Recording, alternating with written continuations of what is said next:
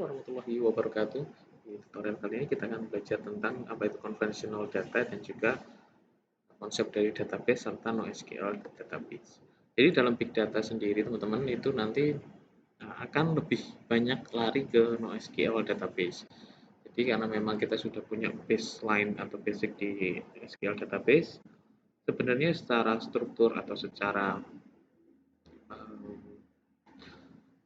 query, ya bukan kita menggunakan query karena NoSQL ya, tapi secara sintak itu mungkin agak sedikit berbeda, tetapi konsep dasarnya kurang lebih sama untuk retrieve data, untuk insert data, kemudian juga update data dan fungsi-fungsi yang lain seperti transaction, processing dan sebagainya.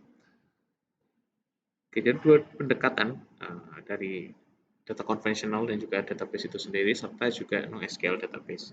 Yang pertama dari database dulu. Nah, ini mungkin konsep dasar yang juga sudah teman-teman dapatkan di mata kuliah basic atau basis data lainnya. Jadi kan sebuah basis data dianalogikan sebagai sebuah lemari arsip. Jadi ketika ada di sini ada laci-laci ya atau ada rak-rak lah ya. Di sini mungkin untuk menyimpan data dokter, data pasien, data obat dan sebagainya. Nah, itu dianalogikan sebagai sebuah table. Jadi ketika ada table dokter, table data pasien, table data obat dan sebagainya itu akan menggunakan dalam pengelolaan data itu sendiri. Ya, mungkin kurang lebih konsepnya seperti konsep lemari arsip seperti ini. Jadi akan ada data-data atau table-table sendiri atau di laci-laci atau di rak-rak sendiri di masing-masing data yang ada. Kemudian dalam basis data biasanya kita kenal SQL atau Structure Query Language. Sini merupakan bahasa standar ya yang digunakan dari sebuah basis data relasional. Nah, ketika nanti kita menggunakan pendekatan NoSQL, maka di sini akan tidak dengan menggunakan basis data relasional. Perbedaannya atau hal yang membedakan ada di situ. Kita overview sedikit tentang SQL ya. Jadi SQL ini pada tahun 1970-an itu diperkenalkan sebagai basic untuk bahasa standar untuk basis data. Kemudian juga pada tahun 86 ANSI dan juga ISO mengumumkan sebuah standar SQL yang disebut sebagai SQL 86 dan saat ini yang digunakan adalah standar SQL 90. Kemudian dari konsep itu prosedur bahasa tradisional merupakan ya sebuah konsep penyimpanan mungkin ya secara tadi ya berkas-berkas, arsip-arsip menggunakan map, masih menggunakan kertas disimpan, diurutkan mungkin berdasarkan abjad dan sebagainya secara pengurutan data untuk memudahkan pencarian data. Nah, ketika sudah basis data itu akan mempermudah ketika kita mencari data. Lebih seperti itu. Misalkan ada pendaftaran pasien atau mendapat berkas tabel ya, tabel di berkas pendaftaran, kemudian kasir itu berkas keuangan sendiri, tapi kalau ada berkas data pegawai sendiri dan seterusnya. Kemudian kita overview juga terkait konvensional dan juga database. Yang terjadi adalah program oriented untuk yang pendekatan tradisional, kemudian kaku adanya ke rangkapan data. Nah, masih dimungkinkan adanya redundant data atau duplikasi data ketika kita menggunakan konvensional. Artinya manajemen secara tradisional, data itu direcord atau ditulis atau disimpan dalam sebuah buku atau dalam sebuah kertas seperti itu dalam map-map. Nah, itu kemungkinan misalkan ada nama yang sama karena tidak mungkin kalau kita misalkan ada nama ini kita ambil sebuah studi kasus di sebuah rumah sakit. Misalkan Anda nama Fulan. Apakah Fulan udah pernah datang ke sini? Mungkin kita bisa cari namanya Fulan. Tapi ada satu sisi ketika human error yang terjadi mungkin dianggap belum pernah daftar dan sebagainya, itu akan menjadi duplikasi data karena akan didaftarkan sebagai pasien baru kembali. Nah, itu yang bisa diminimalisir dengan adanya database. Karena data oriented luas dan juga terkontrolnya kerangkapan data. Jadi ketika ada redundancy atau duplikat data itu akan secara sistem akan terdeteksi. Kemudian itu tadi ya konsep mudah dari database dan juga secara konvensional maupun sudah by sistem atau by database. Kemudian kita akan masuk ke NoSQL database. NoSQL ini secara singkat merupakan sistem manajemen non relasional. Tadi ketika basis data relasional, maka kita akan menggunakan SQL atau Structured Query Language-nya. Jadi istilah ini sendiri berarti atau berawal dari non-SQL atau not only SQL. Nah, jadi tidak hanya SQL yang bisa kita gunakan. Umumnya RDBMS konvensional menggunakan sintak SQL atau Structured Query Language. Sedangkan sistem NoSQL ini nanti mencakup lebih banyak teknologi database yang digunakan untuk menyimpan data terstruktur maupun semi terstruktur atau tidak terstruktur dan polimorfik. Jadi akan menjadi lebih kompleks, akan menjadi lebih banyak variasi data yang bisa kita simpan menggunakan database NoSQL. Nah, ada MongoDB, ada Hadoop, ada pendekatan NoSQL ya. Jadi kita akan kenapa Big Data pendekatannya lebih ke NoSQL? Karena ketika kita berbicara Big Data, maka adalah data yang kita bicara sifat-sifatnya. Ada velocity, ada apa kemarin volume, ada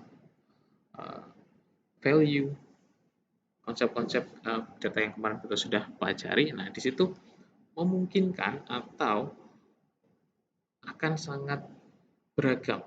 Artinya data memang tidak terstruktur ataupun kondisinya semi terstruktur ataupun polimorfik, ya itu akan lebih baik atau akan lebih mudah ketika kita menggunakan pendekatan basis data NoSQL. Tujuannya yang pertama adalah untuk penyimpanan data terdistribusi dengan kebutuhan yang besar. Kemudian ini menjadi salah satu pertimbangan juga ketika kita menggunakan big data. Big data datanya besar. Kemudian penyimpanan data yang besar tentu itu akan lebih efektif ketika kita menggunakan NoSQL. Kemudian juga database NoSQL atau database non-relational ini tidak menyimpan data relasi dengan baik. Banyak orang yang menyampaikan pendapat seperti itu. Namun yang terjadi adalah penyimpanannya sedikit berbeda saja dengan basis data relasional. Jadi ketika non-relasional, maka penyimpanannya memang agak sedikit berbeda. Makanya dengan sintak-sintak yang akan diterapkan juga berbeda dengan basis data SQL. Nah, tapi itu akan cocok kembali lagi untuk data dengan volume yang besar, dengan data keragaman yang luas, itu akan cocok dengan pendekatan SQL. Kemudian keunggulan yang lain, skalabilitas yang luas, fleksibilitasnya tinggi, kemudian sebenarnya lebih mudah juga untuk digunakan, uptime dan availability yang tinggi. Tadi ya sudah sempat saya mention seperti MongoDB, Cassandra, Redis ataupun Hadoop itu merupakan salah satu atau jenis-jenis basis data NoSQL yang dapat kita gunakan. Kemudian jenisnya ketika kita berbicara secara klasifikasi berdasarkan jenisnya ya, berdasarkan pembagiannya yaitu dengan dokumen database, key value database, graph database, dan wide column database. Dokumen database itu ini mirip dengan penyimpanan yang objeknya adalah JSON, JavaScript Object Notation. Jadi setiap dokumen berisi field dan value. Kemudian key value database itu jenis database yang lebih sederhana di mana setiap item dapat berisi key dan juga value dalam bentuk double hash. Nah, nanti akan kita pelajari juga bagaimana sih sebuah NoSQL itu berjalan atau bekerja, dan juga nilai akan digunakan dengan mereferensikan kuncinya. Jadi mempelajari cara yang membuat query untuk pasangan nilai kunci tertentu. Atau dengan pendekatan graph database atau jenisnya merupakan jenis yang digunakan untuk menyimpan hubungan atau relationship antar entitas. Jadi umumnya data hubungan tersebut akan disimpan dalam node dan edge. Tapi kalau kita menggunakan key value, ada hash ya. Tapi kalau di graph database nanti akan bentuk node dan edge. Node itu untuk menyimpan informasi tentang orang, tempat, hal-hal yang berkaitan dengan entitas lainnya, sedangkan edge itu nanti akan menyimpan informasi tentang relasi dari node-nya. Misalkan ada data mahasiswa yang berrelasi dengan data mata kuliah. Nah, node-nya akan menyimpan informasi dari mata kuliah dan juga mahasiswanya, sedangkan edge-nya akan menyimpan informasi tentang relationship di antara kedua node tersebut. Kurang lebih konsepnya hampir sama dengan SQL database.